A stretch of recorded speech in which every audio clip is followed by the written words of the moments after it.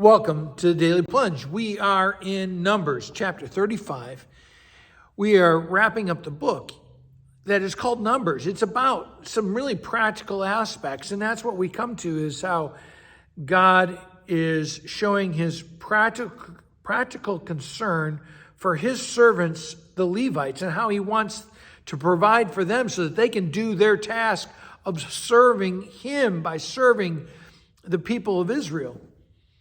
And so the amount of space and towns that there are allotted is being counted out. It's being numbered. And I think about how we also need to have practical concerns for the work of the church to provide for God's servants so that they can serve God's people. Now, it goes on from there that these Levite cities also become cities of refuge.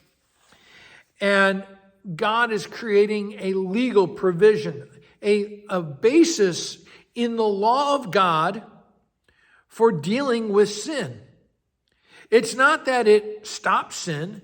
It's not that it brings people to faith, but it limits the impact of the sin.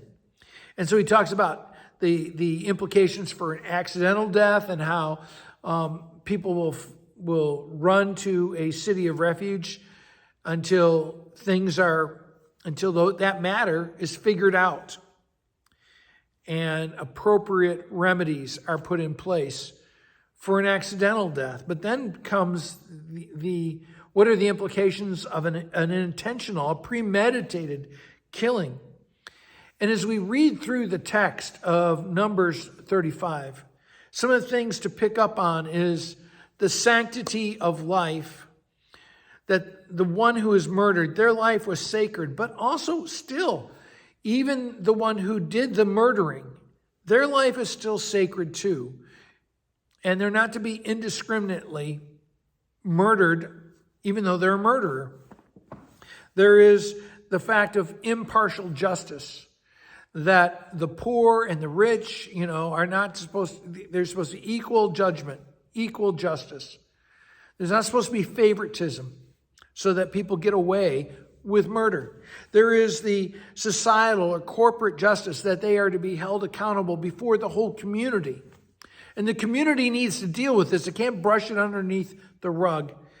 And that there needs to be reliable evidence, that a number of witnesses need to come forward.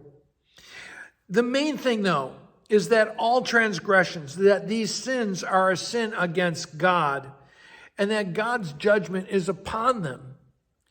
And I simply think about how many murders have been committed over the centuries, and how that blood cries out to God for justice. The law is not going to bring that justice.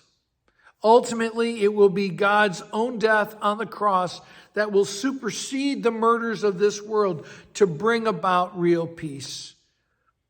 And what an amazing hope that we find our ultimate refuge, not in some city, not in some